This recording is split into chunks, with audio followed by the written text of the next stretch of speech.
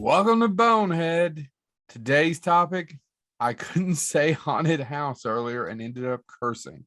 Once again, another shout out. I appreciate Brian. By the way, Brian Combs is ending season 1. How does he get to do a season? Why do we do this fucking thing every week and he gets to do it? The reason we do it every week is we hope eventually people will discover the show. There's 230. I think this is 31 or 32 episodes. This will be 32. But eventually. Why did we do seasons? Because, Joe, you see, we've had joy. We had fun. I know. We had seasons in the sun. That four-eyed bastard beat me to it. Oh, But the stars we could reach were just starfish on the beach. And then you ate them, which is weird. You shouldn't eat starfish. They're not real fish. I'd eat the one from Finding Nemo. You said that almost sexually. That was a little bit. Yeah, it's weird, isn't it? You weird? Welcome to Bonehead. I don't know why people don't watch our show, you sexy starfish talker. Oh, thanks again for opening up your soda right as we were starting. What are you drinking there? Coke Zero. Coke It's Zero. got electrolytes, which plants need. It does not have electrolytes. I have the Dr. Pepper Zero Sugar, actually. It's almost as good, James, as Dr. Pepper 10. Not quite, though. Oh, by the way, guys, we also probably need to do another in memoriam episode. Who Oh died? yeah, the guy. Oh, he's in everything. Nope. Well, yes. Oh man, the guy from I want to say Overboard. Dan Haggerty, but that's not Dan Haggerty. It's something Haggerty. I But no, know. we are no longer in a world where Entertainment Weekly exists. Oh, did it die? It is dead. I read it all through the 90s. So did I. I didn't know that. Yeah, Mike big guy. Haggerty, by the way, it's Mike Haggerty. God bless Mike Haggerty. He was a great actor. He He was played in the same everything. role in And everything. everything, whether it be Friends, whether it be that Louis show. Remember, he was Louis' friend. Yeah.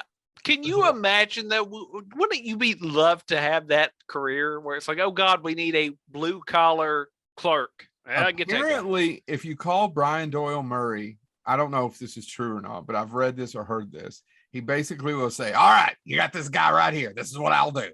And that's it. Yeah, no, they'll ask him to audition. He goes, no. You know what I do. That's what I do. If you want it, I'll do it. That's it. Yeah, that's Brian Doyle Murray. I've read that or heard it. I didn't know if it was. Yeah, I've heard it I as want to well. live in a world where it is true, Chad. You It's call only it same here. Brian Doyle Annie Murray brother, and they're just assholes. But I don't think Joel Murray has that clout. No. Although I really liked him on Mad Men. He was. And God Bless America. Oh God, that's another good movie. That's Bobcat's best film. That or World's Greatest Dad. Yeah. Agreed. All right. So we're gonna be talking about haunted house movies. Haunted house movies. This thing is haunted. By Now- the way, I've got a question about that. Just the one. Well, one vaguely. Yeah. So we as a species have over time lived in all sorts of situations, right? Not me. I pretty much live in this basement. Well, but you get what I'm saying. So what is Because I've it never been out about of this basement? what is it about the evolution of time that has made it haunted houses like castles? You see haunted castles, but sorry, I don't know what that was. You never see. What the hell? I have the hiccups evidently. You never see like haunted caves. Why don't we have caveman ghosts haunting caves and stuff? Why is that not a thing? Well, for one thing, that's dumb. Now Oh, I'm hold on. sorry. No, I'm don't throw sorry. the James out with the placenta. Let's talk about this for a second. According to my dad, that's what happened, and they threw out the real baby.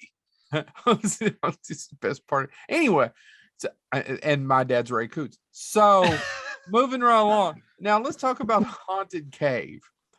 I think this is James's metaphor to return to the womb, Chad.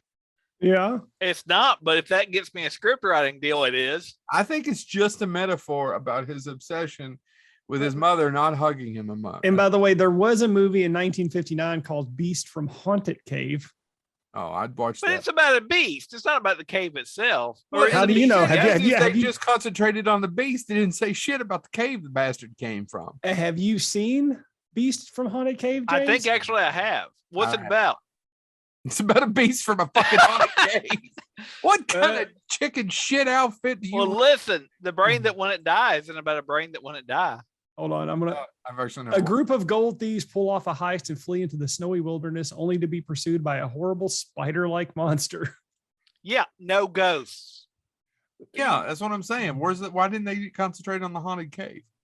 Yeah, they should have. In my mind, there should be a scene in it where they drive by the cave that the spider monster comes from, and there's a bunch of ghosts sitting there going, "What about us?" Like they're picketing Ghost Union 472 or something. Look at us, look at us. They shouldn't be ignored. You shouldn't ignore spirits, is all I'm saying. I don't. I drink them all the time. Yeah, they have opinions about that too. Alcohol. Yeah, I know. Boy, this is dying deader in hell. Yeah. Well, boys, let's just roll off. So I've always, in my heart of hearts, wanted to make the best haunted house movie of all time. It probably already exists. What do you all think it is? So let's just name our best one of all time. Maybe not on your list. Oh man, that's hard. God, yeah. What is it? Is it Poltergeist? Probably. No, it's not Poltergeist for me. I like Poltergeist, but Poltergeist. Oh well. Though I will always say, made. I will always say, and it's not on my list today because I've mentioned it. I am listing on my list either. But I always was the house was the best one for me. So you're talking about 86, 85. You're talking about the House of William Katz. Yeah. And directed by Steve Miner. Sorry, Yeah. I'm not looking it up. I'm going through. I know. Yeah. And I don't have it. I didn't do research on it because I thought, it was just too on the nose for me. No, it's fun. I was introduced to House 2. Same thing with Ghoulies 2. So I always have a preference for the sequels. Yeah. Same here. Yeah. Same here. But House is a better movie. House is a better movie, but just like you, and like with many of the classic movies in cinema history, I was introduced to the sequel first, and then went back and watched the first one. Poltergeist takes place in suburbia, and I'll talk about it a little bit since I've watched. It shouldn't work. They moved the old haunted mansion into basically California suburbia, and it shouldn't work. There's no reason for it to work. They're 6 feet away from their neighbors on either side. It looks just like all the new construction in Lexington that you see now 40 years later. Why does that movie work so well? I don't know if it's the family. I've tried to think about this because I watched the 2 sequels because I did a review for them for Scarefest just out of shits and giggles because they were removing them, I think, from HBO Max. And when you get on that list, he was like, shit, that's leaving away. And I thought, well, we had Gary Sherman, who directed Poltergeist 3 on the show. And I know that he now tours talking about all the great mirror work in it. And it is fantastic. If you go back and look at it, a lot of the practical special effects in Poltergeist 3 really hold up. And a lot of the mirror work is awesome. But the movie's a turd. Mm-hmm. Right? Yeah. Yes. Turd. Poltergeist 2, I was like, well, I'll go see that one too. The other side. I remember him drinking the bottle of that image is still ingrained in my head with the worm in it. And it still creeps me out. And the monster attacks and whatnot. It's a cool sequence. I love Will Sampson as the Indian in it, who is the medicine man or what have you. The guy that played Kane, when they was like, why are these ghosts under here? And then we find out that it was some sort of bullshit in the 1800s cult. And they all died down there. He died of cancer before the movie came out. So that, by the way, they bring him back for Poltergeist 3. Go back and watch it. Either one of you get time. It is awful to stand in with a mask on. It's just awful. It doesn't work. It's horrible. But Poltergeist 2 isn't any better than Poltergeist 3, guys. It has the same family. And God bless them. I'm pretty sure Craig T. Nelson and what's her face are phoning it in. Oh yeah, and I'm sure they can check. Well, in Poltergeist 2, when he drinks the thing, him going through the motions, creepy as hell. At least I remember. I haven't seen it in years. It might not hold up. I mean, there's some sequences in it, Chad. There's some great, but they end up going into. It's called The Other Side. So they end up. The whole fan family ends up on the other side in this kind of whatever it is on the way to the light, and they bring them back through. It's only about 88 minutes. It makes no sense. There's some cool scenes in it. The only reason, and it was a huge hit. Did you guys know it made like 80 million when it came out? Poltergeist 2? Yes. No. No wonder there was a sequel to it. I mean, the third one tanked, and by then Heather O'Rourke unfortunately passed away during the making of it. And that's the reason why we have such a weird third act in Poltergeist 3. They just wasn't there, and you have to concentrate on other characters. And the rumors that swirled around her death when Poltergeist 3 came out was beyond creepy. And those movies if any of you are into horror films, they've got the whole cursed films. They talk about Poltergeist. Gary Sherman's interviewed on that as well. I don't believe in curses. I don't believe in cursed films. It's just unfortunate. But why does Poltergeist work? It's interesting that you don't believe in curses and you look the way you do. Yeah, I know. You know what it is? I believe in fucking genetics. Sorry, it's as close as I could get to getting into if I had a head like that and it didn't hurt. Yeah, right. No, I mean, Poltergeist works. Honestly, it's the imagery of it. The clown choking the kid, the guy ripping his face off. But there's some good imagery in part 2. I think the reason you go back to it's the family. And our friend Laurel was on when we did live, and she was talking about and I called it the mundane, and she yelled at me, but it wasn't what I meant. I didn't mean the movie was mundane. It's the mundane of them arguing about, no, I wouldn't do that. You didn't do that. They're arguing like a real couple. I will say this, the ending of Poltergeist may be one of the best endings I've seen in cinema history, where they're just going into the hotel, they're completely beat up from the day. And then they roll out the TV and put it outside and the door shuts. End movie. It also has one of the, if you stop to think about it for a half a second, there's no curse, there's no nothing. And why it's only attacking this one little house is never explained. Because it's you move the body, you move the tombstones, but you didn't move the bodies, and shit is blowing up everywhere, but it's only attacking this little house. The one house. Yeah.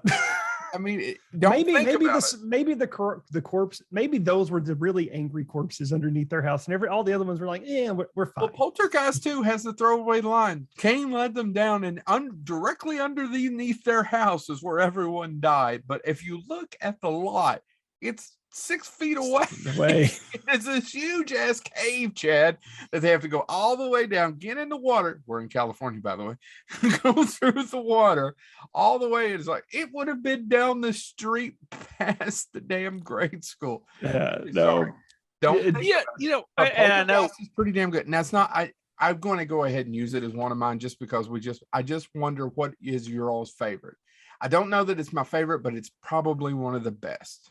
Yeah, honestly, it was either Poltergeist or House, and it's just one of the Poltergeist never did it for me. I mean, I respect it now as an adult, but when I was a kid, it never did anything for me. God, I love that movie. Yeah, see, I was about to say Poltergeist wasn't. Honestly, and mine is arguably that it's a haunted house that's not haunted, or is it? It depends on who you want to believe. And I think and it's House on a Hill, the original one with Vincent Price. Well, that's not haunted. Or is it? Because at the end, Drunky McStagger says they're moving now.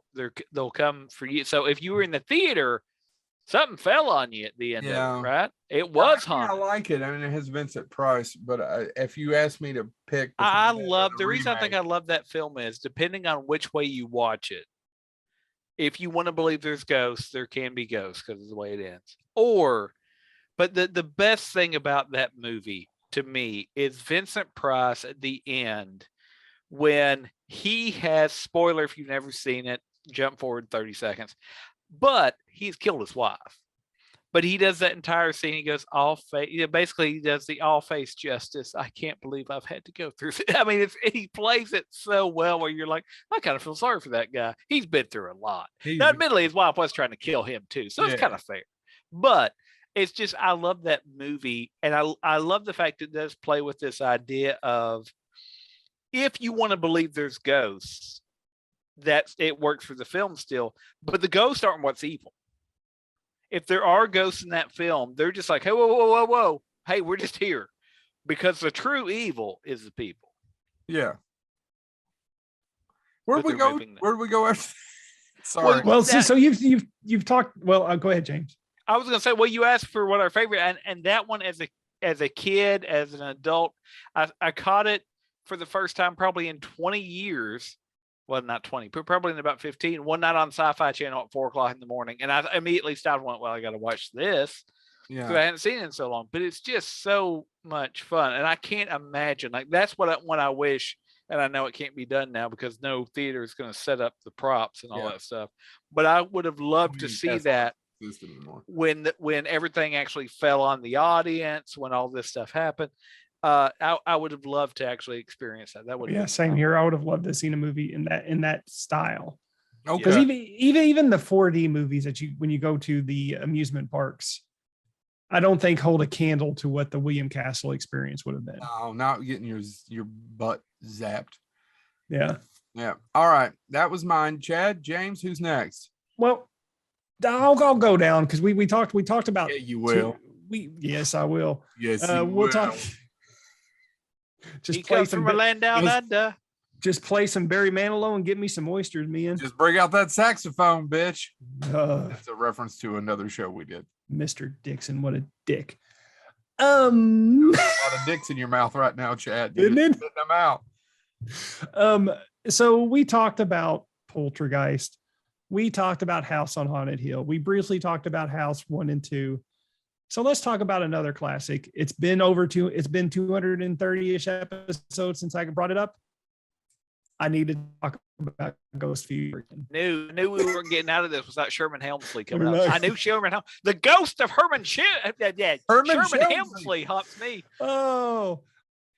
Why Ghost Fever again? That was in our How often I get episode. woke up at night by how often I get woke up at night by somebody just screaming, Weezy! So that's our second episode, Why Are Ghosts Dicks? In which case we talked about if you're just now tuning in. So we talked about that ghosts are oftentimes troublesome. You never have I've got this haunted house where he makes me a sandwich. Yeah, you never see the ghost like, oh, you're having guests come over. I'll help you set the table. We do have that once. I'm sure there's more than once, but we have it at least once.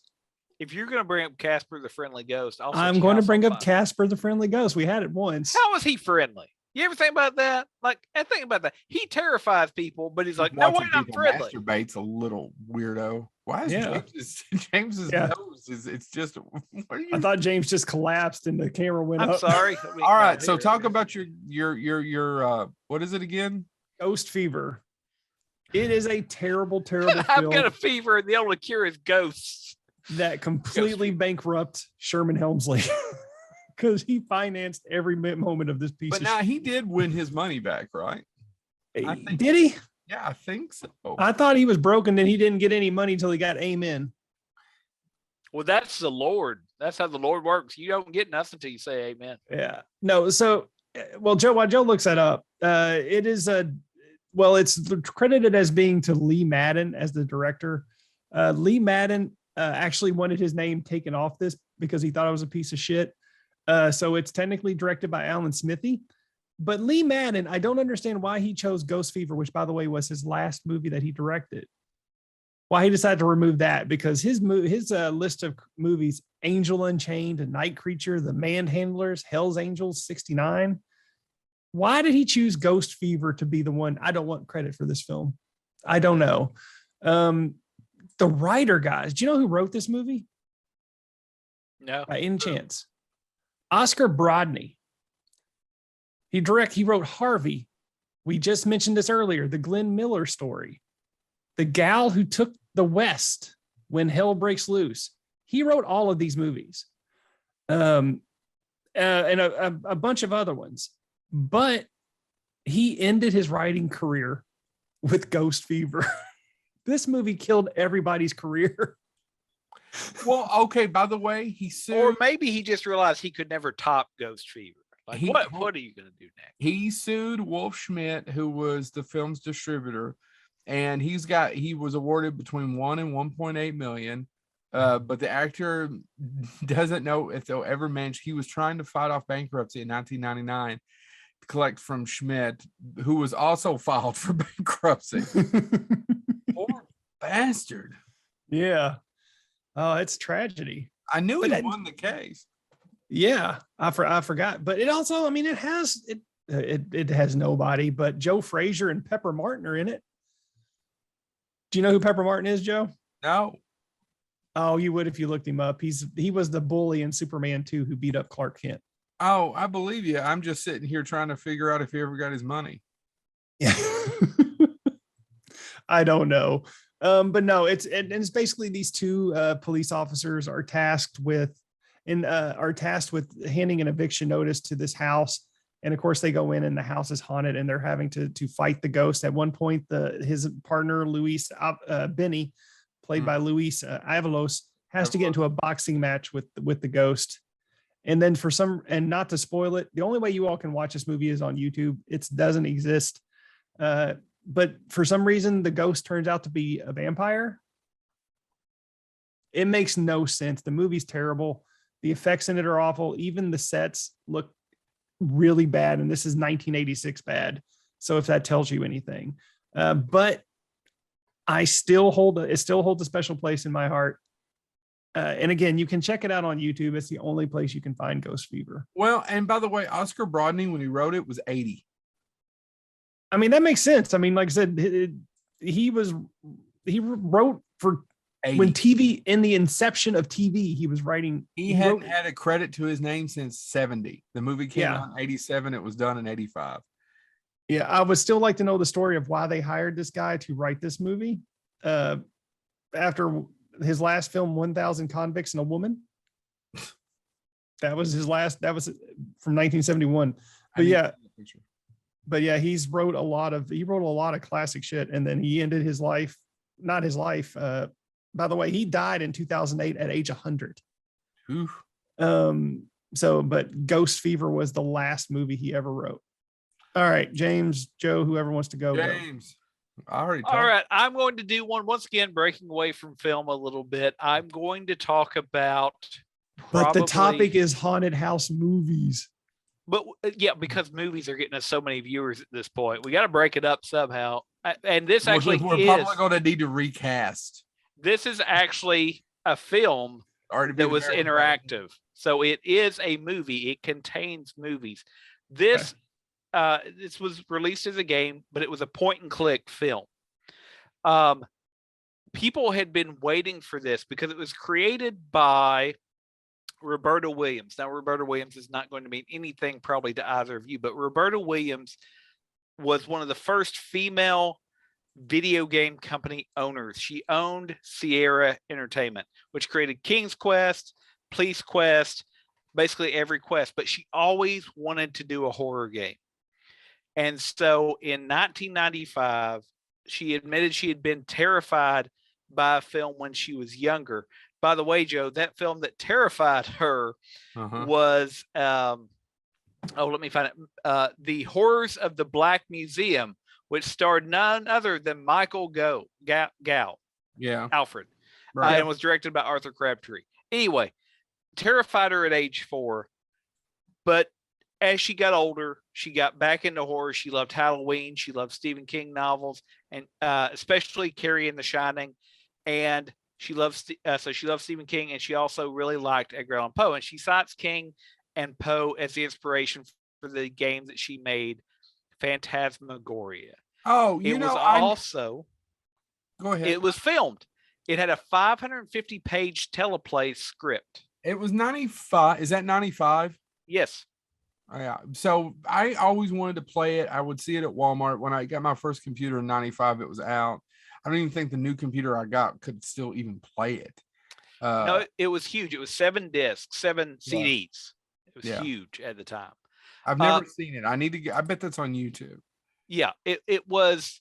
So at the time, this is before video games were treated like films.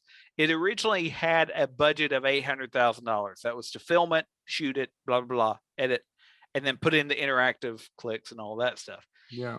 That original budget was $800,000. That ballooned to $4.5 million, which at the time was unheard of for a video game. Yeah. But Roberta Williams was a boss. I mean, she literally created an entire company. I loved the King's Quest games. Phantasmagoria, though, it's creepy as hell. The main character, you play the woman, the character's name is Adrian Delaney, which was the actress was Victoria Morcell. And her husband, who's a photographer, is Don Gordon, played by David Home.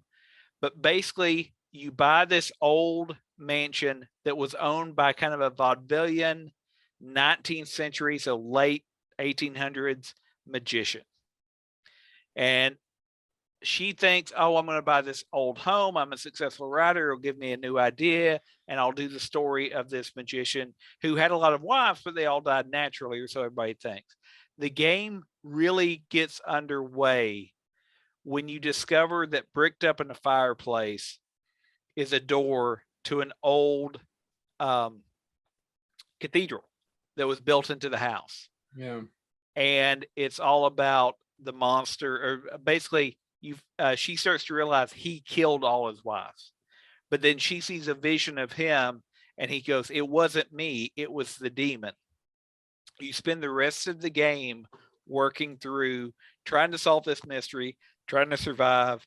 And there's some authentic, creepy scenes in this as you have to wander around this house that you bought and try to solve the mystery, but also avoid the haunted elements of it. You encounter his wives who all died under different ways. One of the most gruesome scenes is one of his wives was obsessed with food. She was kind of a foodie, would be what we would say now. And so to kill her, he force fed her through a funnel animal entrails. James, this is, yes. And so you get to see that ghost and all that stuff. So it is an important thing in video games. It's also, though, because it was completely filmed, had a 550 page, again, screenplay. If you've never seen Phantasmagoria, it had multiple endings. It got a sequel, but Sierra Entertainment closed down shortly after it came out. That being said, to tell how huge it was, even though it ended up having a $4.5 million budget, the first weekend it was out, it made over $12 million. And again, this is before video games were bigger than movies. Phantasmagoria is an important haunted house film, and the fact that it's interactive makes it that much creepier. The only scene I remember about it is something to do with a mirror. And if you click the mirror too many times, something happens. And it'll be burned into my head forever. So a interactive film, Phantasmagoria, you probably find it on, like Joe said, YouTube, if you just want to watch it, or you can probably go to something like greatoldgamesgog.com and buy it for $4. Yeah, I may watch the cutscene sometimes. All right, I'm up, and I'm going to take you down a road to 1966, to a movie that was not only terrifying, but it was shot on the old Universal backlot. Oh, Cat's Paw, that Star Trek episode where they find ghosts and whatnot. That's a good one. I actually like it. It is actually a good episode. People always episode. I always call it the Halloween episode. I can never. Well, that's why. And Gene Roddenberry didn't like that, but NBC told him, "No, you will have a Halloween episode." Yeah, and that's how I think of it when I see it. It's always like, "Oh, the spooky Star Trek Halloween episode." Yep. So, and this one had people who would come on to help. I'm doing a James Thomas intro, aren't I, Chad? A little bit, yep. I know. It was directed by the great Alan Rafkin, who would go on to direct 30 years of fantastic television. That's right. I'm talking about The Ghost of Mr. Chicken. It is a great movie. So complete honesty, Don Knotts film. Never seen it. It's good stuff. Oh man, it is, seriously. It is. I mean, you're going to find it hokey. You're not an Andy Griffith fan. So I'm not an Andy Griffith fan, but I've always loved Don Knotts. So yeah, and you would think I would watch that movie, but I've never gotten around to watching it. It's one of those I have to watch it along. And I'd rather watch Blu-ray, Chad. I've got to watch that before I watch Gone with the Wind, if that tells you anything. Gone with the Wind is a really well-made movie. It's one that if it's on, I will stop usually and watch it. I know it's bullshit. I know it's racist. I know. It's just really well made. So what I want to say real quick is about The Ghost of Mr. Chicken.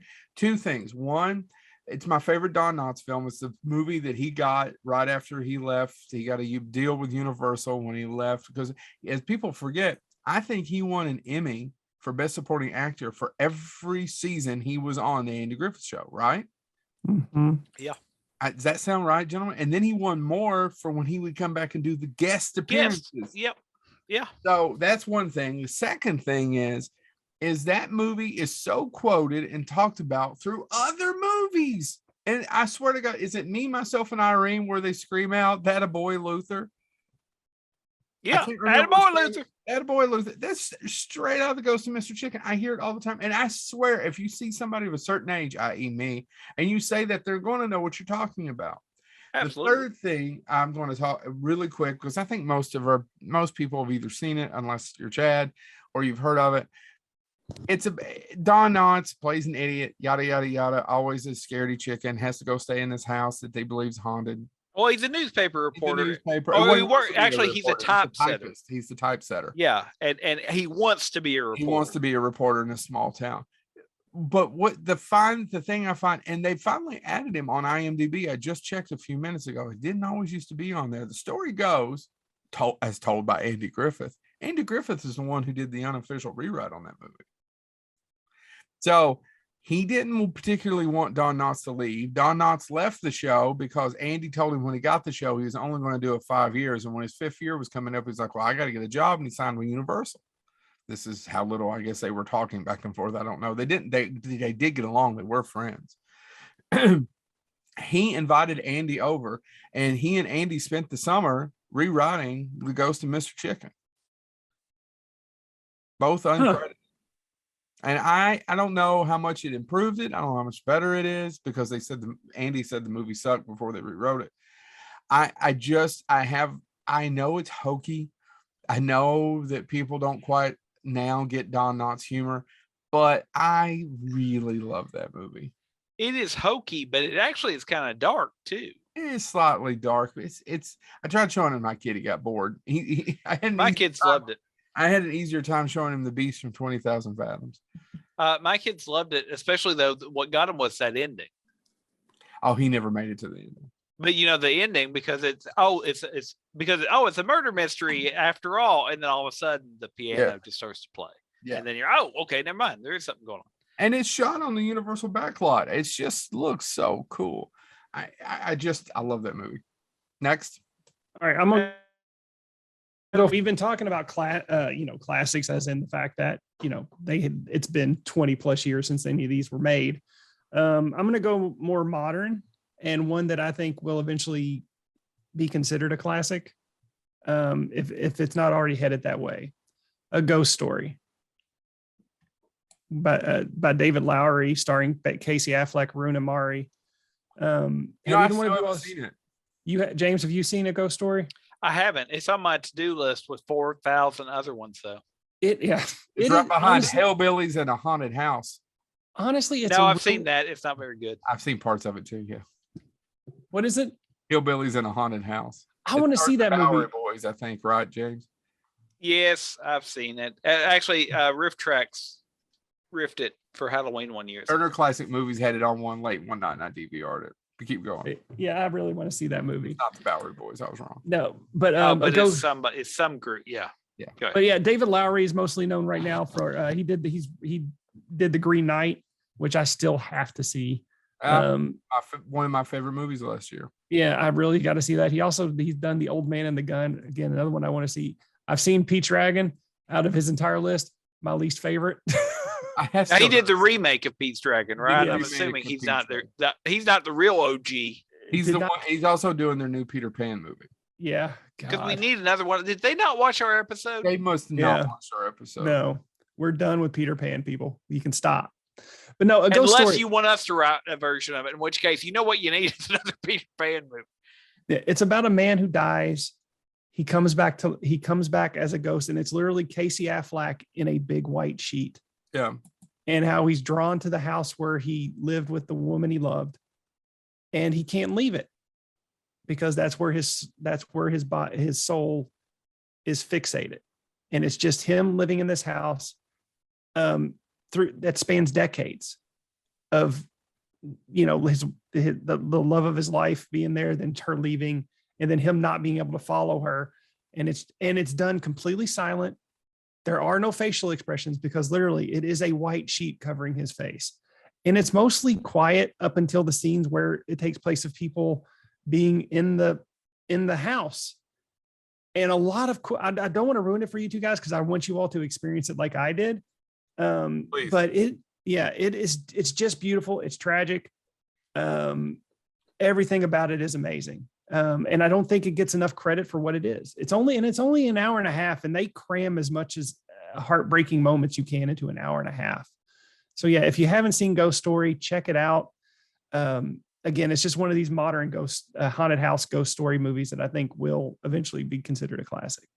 So I don't want to say any more because 2 of the 3 boneheads haven't seen it, and I don't want to.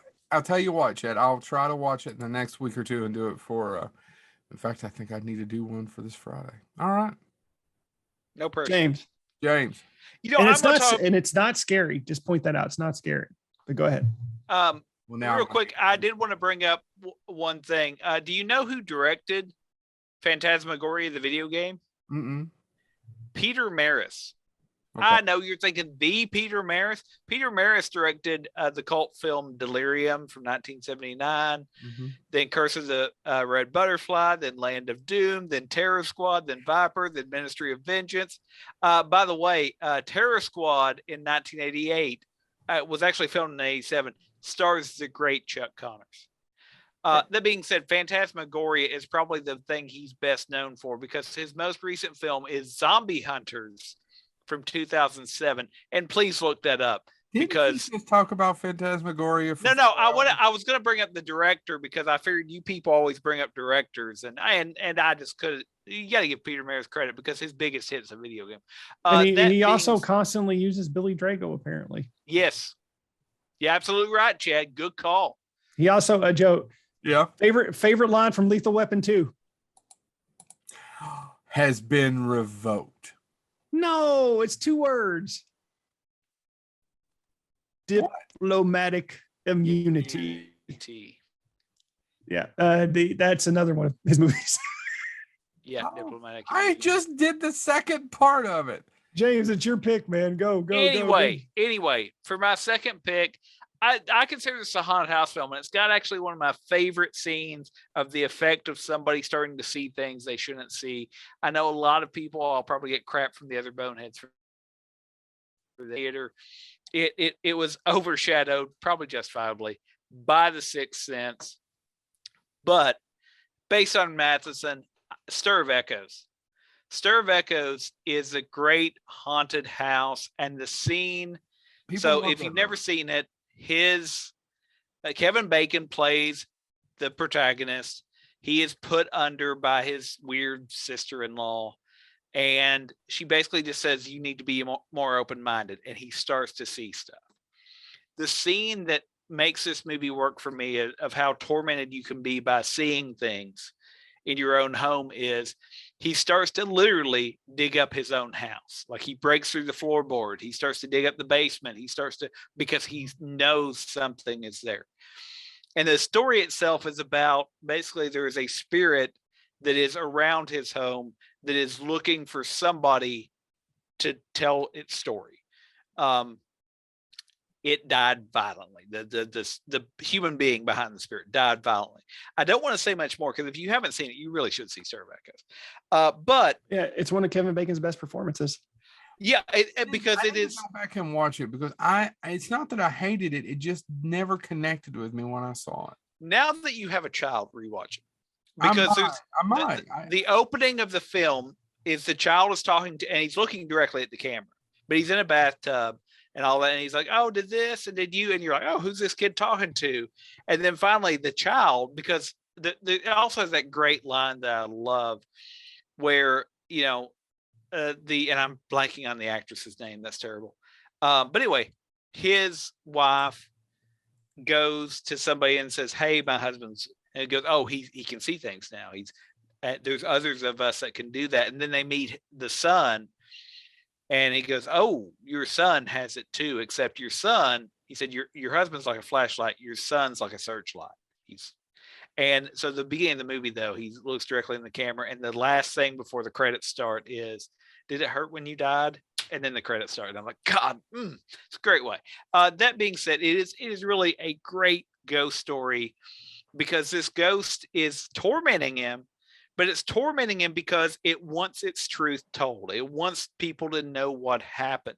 And so it's really this emotional story. It also has, good use of Paint It Black. But it's David Koepp as the director.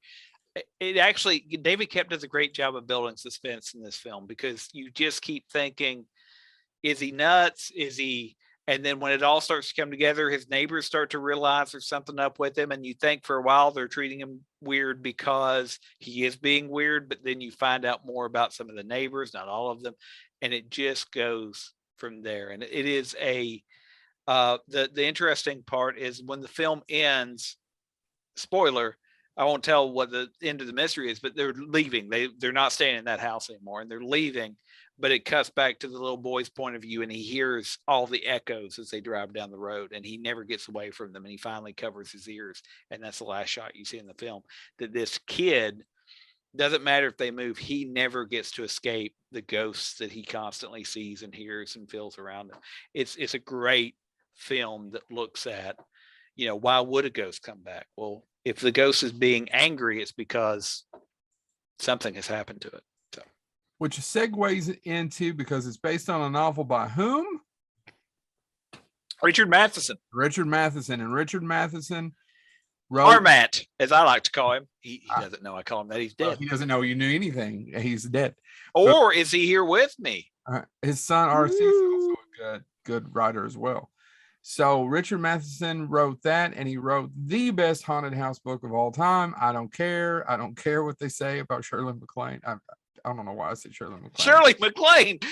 Didn't she? Shirley Jackson's The Lottery. I don't care that Shirley Jackson is a great writer, and The Haunting is a beautiful book, but I will take Richard Matheson's Hell House, which leads me to something I've talked about here on before, because if we're picking our favorites and not the best, I'm picking The Legend of Hellhouse. Right. You don't consider that one the best, though? It's the movie. Richard Matheson said it before he died, and I agree with him, is that it has, well, he didn't say this. He said it's the one that needs to be remade. Right. That could be updated. Yeah. That it absolutely wants could to be updated. You know what I mean? Mm-hmm. Because the problem with updating it and remaking it is that, first of all, I don't know that kind of haunted house picture works now. There's probably some changes to be made. Second of all, that cast is fantastic, chocked full of great British character actors, and Roddy fucking McDowall, one of my favorite actors of all time, given one of his best performances. Better than Lord Love a Duck. I do love Lord Love a Duck. Guys, I ought to watch it.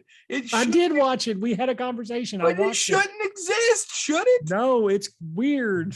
How did it come out in the 60s, Chad? It would never get out today. No, yeah, no that idea. Whole scene with him watching his daughter try on sweaters.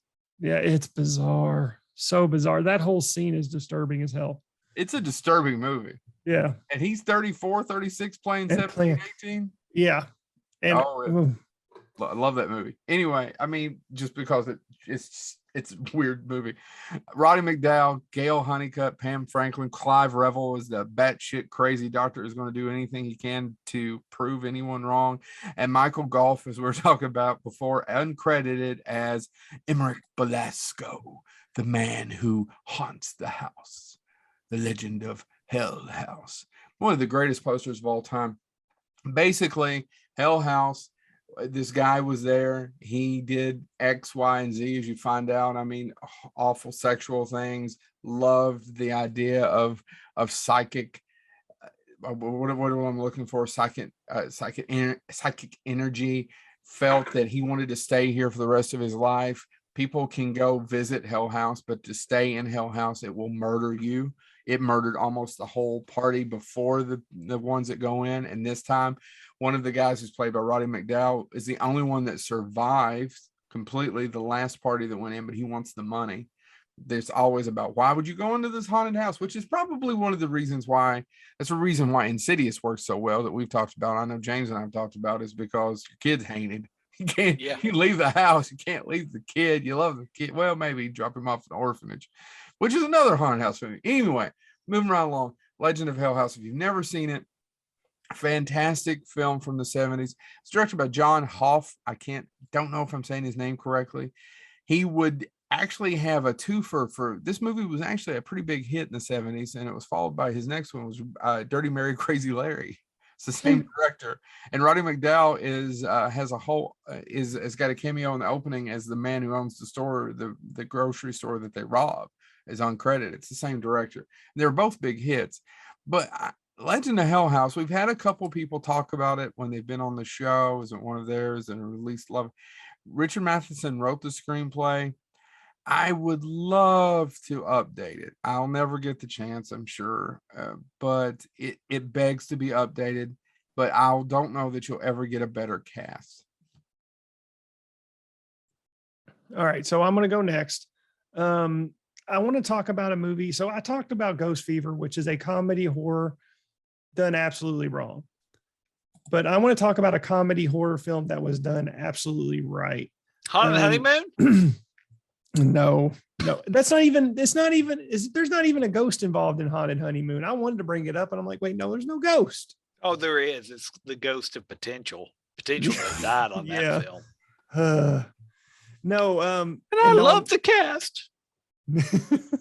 It's such a good cast, but no, it's one of those movies that I loved as a kid that I just can't get into now. So yeah, it's unfortunate, but no, every now and then a movie comes along that really just grabs me. Like I think the last one that really grabbed me was in 2018. Sorry to bother you, but 2014 gave me Housebound. Oh, that's on several of the lists, Chad. That's good. Have you Googled it? It is. No, I haven't Googled it. It is. It's on several of the lists because the Legend of Hellhouse is not on any list I can find. Oh, really? No. The Haunting is on a few, but you would be surprised how few The Haunting is on. Wow. Also, don't you guys find that sad? I do, actually. Because I prefer the Haunting movie. I actually prefer the movie over the book. Huh. No, I really loved Housebound. It's a New Zealand film, written and directed by Gerard Johnstone. Stars Morgana O'Reilly, Rima Tiwayata. I'm going to pronounce all these names wrong. I apologize. I'm not even going to try on some of these other ones. But no, the Housebound is a great film. It's about a young woman who is a criminal. She gets caught, I believe, robbing an ATM, and she has to go to court, and she is put under house arrest, and she has to move back in with her family, from her childhood home. And while she's under house arrest, all these crazy things start happening in the house. And of course, she's stuck there and has to figure out what's going on. And not only are there legitimately jump moments, but there are so many more laughs in this movie than there are horror scenes. And then I don't want to ruin this for people. If I don't, the problem is you can't talk a lot about that movie without giving away the twist. I know, and I don't want to give away the twist for those viewers, those few listeners of ours who haven't seen it. What's a twist? What a twist! And and if you look at the poster itself, it is one of the cooler posters in recent memory. And it's a portrait of a family, and there's a creepy guy wearing a sack over his head. But no, this movie literally kept my attention from the moment it began to the moment it ended. It never stopped. There was never a down moment for me. And I just could not stop it. And I've watched it 2 or 3 times since then. I haven't watched it recently, believe it or not, which I'm surprised.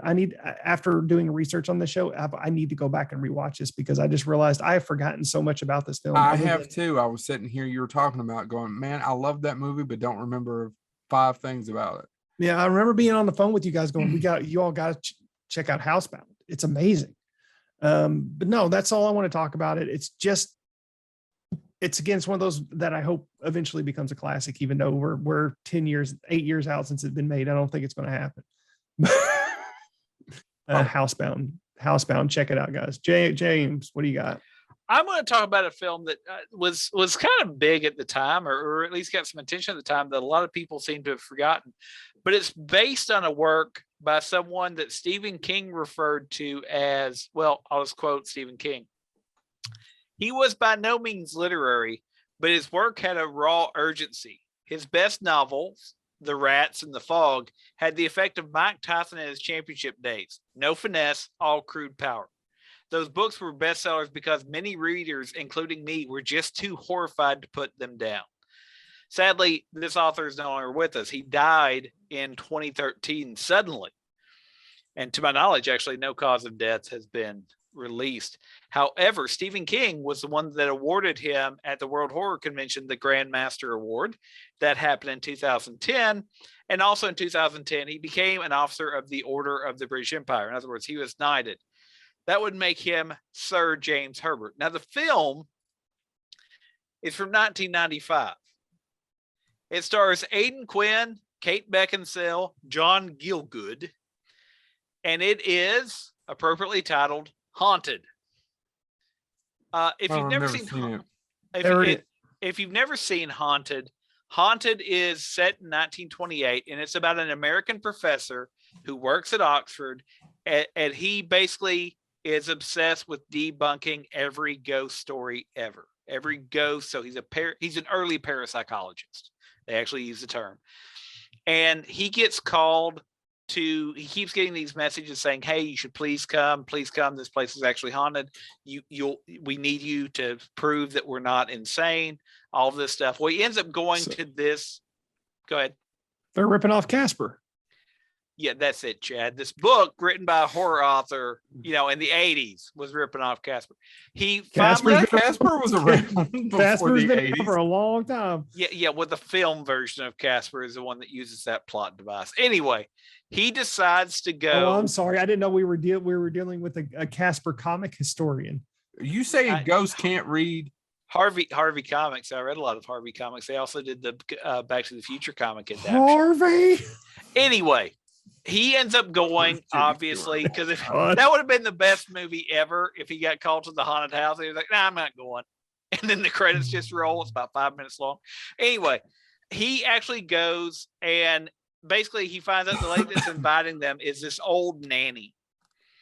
And he meets the people she used to nanny for, and they're like, oh, she's not well. And she's the ghosts are actually due to her senility. And of course, one of them is played by Kate Beckinsale, who Aidan Quinn's character, David Ash, falls in love with, et cetera, et cetera. Well, that falls into the big no shit category. Hold on. They end up doing the nasty. And since this is set in 1928, it is indeed the pasty. So they do the nasty and the pasty. But when he wakes up, the very elegant room they were in is filled with dead leaves, and the house is damaged and all of that stuff. So he is understandably confused. So he goes and he finds Dr. Doyle, played by John Gielgud, and he says, this is what happened. And he goes, oh, no, those people are dead. It goes back and forth. It starts to become this mystery and all of this stuff. And eventually the nanny shows back up and tells a story that involves incest and a house burning down and all of this stuff. And it ends up being a kind of twist at the end of what happens and what does it actually mean to be haunted and what can follow you when you are haunted. If you've never seen the movie, it's not great. It's got about an 80% rating on Rotten Tomatoes, but if you've never seen it, check it out. Stephen King's summary of how he writes, I say is fair. You're not going to watch this film and go, oh, that's deep, it's in depth. If you pick at it, it'll fall apart. But for sheer brutality of a plot device, it works really well. So if you've never seen Haunted with Aidan Quinn from 1995, directed by Lewis Gilbert. Joe, you want to say anything about Lewis Gilbert? No. Lewis Gilbert directed 3 James Bond films. That would be You Only Live Twice with Sean Connery. He's one of the few people that did Sean Connery and Roger Moore. The Spy Who Loved Me, and of course, the greatest James Bond in space film ever, Moonraker. Oh shit! Fuck that up. Star Wars. He also did direct Alfie. Yes. That's a so. Good What's it all about? That's a good movie. You ever see that Alfie? It's a good picture. I actually I don't even mind the remake. All right. So I guess that's been ours. Any honorable mentions? I'll start. Sinister is a pretty scary movie. Yeah. I like the director of Sinister. I really enjoy. Scott Derrickson is talented. Sometimes there's a miss, but Sinister is a pretty scary movie. The Yeah, sequel's almost not pointless, but talk about Scott Derrickson mixes. Have you ever seen Doctor Strange? I will punch you in I your kind of like damn. Doctor Strange. And people tell me there's a new Doctor Strange movie, and I have now said 3 times, I don't know what you're talking about, but I heard there's a new Sam Raimi picture. Raimi film, yeah. By the way, I saw the best review of the new Doctor Strange film, which I haven't got to see yet. There's a complicated story for why, because normally I would have went on opening night. But somebody said, "Oh, good." Somebody finally said, "Here's a Marvel production budget. Here, Sam, go make you a movie." And if that is the way that was done, it should be apparently closer to the Evil Dead than it is Spider-Man. Man, yeah. I've got to see it now. But I'm sure it's watered down. So, what about you all? The Owl and The Conjuring. I to get 2 recent ones. I really like The Conjuring. Man, my honorable mentions real quick. I'm not going to discuss them because we've talked about them in length. Again, House and House 2, and then Beetlejuice. Yeah. I guess that is a haunted house movie. I never think of it that way, but it is. Yeah. You can't leave the house. Yeah. Just like a ghost story. One of the ones I want to mention, and I really do enjoy it. It's not technically a film though, but it was done as a miniseries. Rose Red.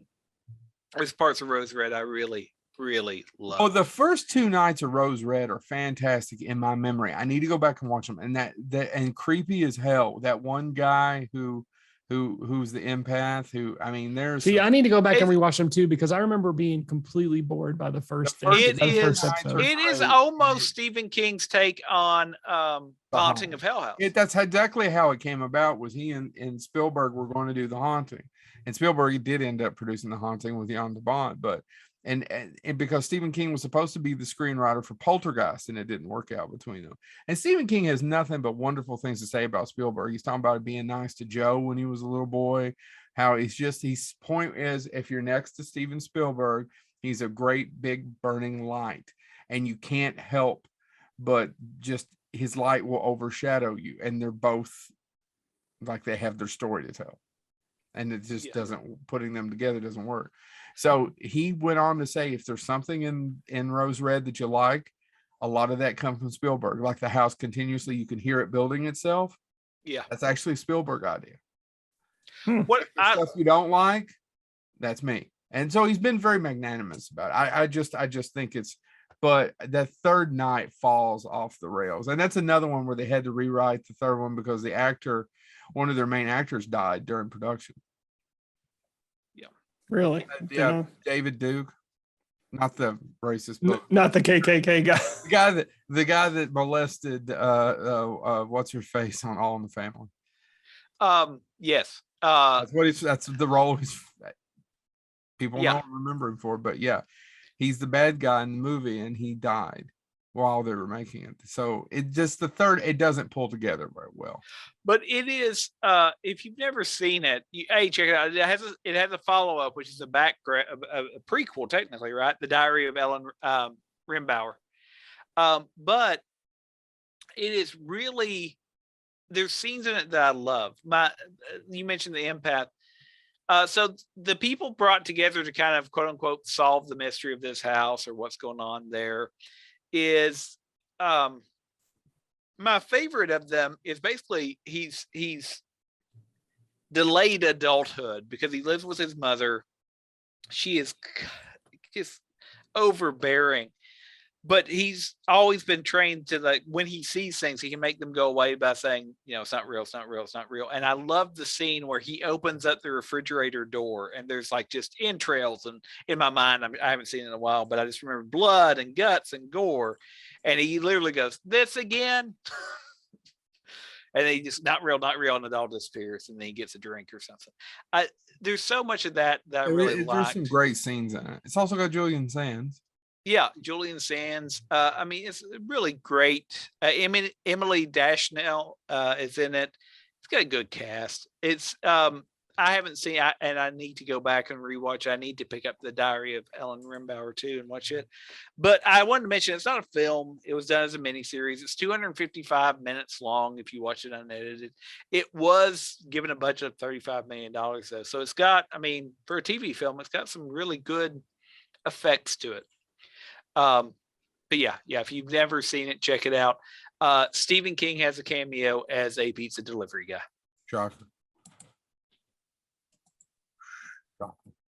All right. Anything else, gentlemen? I mean, there's a ton of haunted house movies, guys. For people who are listening, we're sorry if we missed a bunch of them. I mean, we could be here all night. We may do a part 2 of this because I mean, we didn't even talk about The Haunting. We didn't talk about. Some people consider Salem's Lot a little bit of it because it's kind of the old, you know what I mean. I think Evil Dead is kind of considered a haunted house movie. Evil Dead is kind of a haunted house film. Well, we didn't talk about. I mean, you could do an entire like Monster House. Yeah, Monster House is on a lot of the lists, which I find funny that Monster House is very good. I'm not knocking it. I'm just saying Monster House is on there, but a lot of them leave off The Haunting and The Legend of Hellhouse. And we don't look in the basement. You know, all those great ones. Yeah. So anyway, well, this has been Bonehead Weekly. Almost said fun. Bonehead Weekly.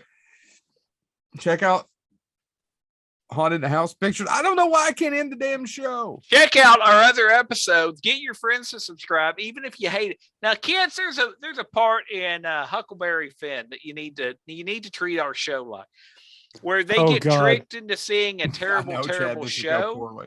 Where they get tricked into seeing a terrible show, but then the people who do the show goes, and that's the Royal Nunsuch. So you won't be the only people that had to suffer through it and feel dumb. Tell your friends how awesome it is so they'll come next week or come to the next show. Do the same with our show. Say, oh no, it's great. Totally. You need to watch it. Subscribe before you watch it. That's fine. We'll take pity hits. We don't care anymore. All right. This has been Bonehead Weekly fun. Bonehead Weekly shit. This has been Bonehead Weekly, the Royal Nunsuch. Go ahead. Thank you.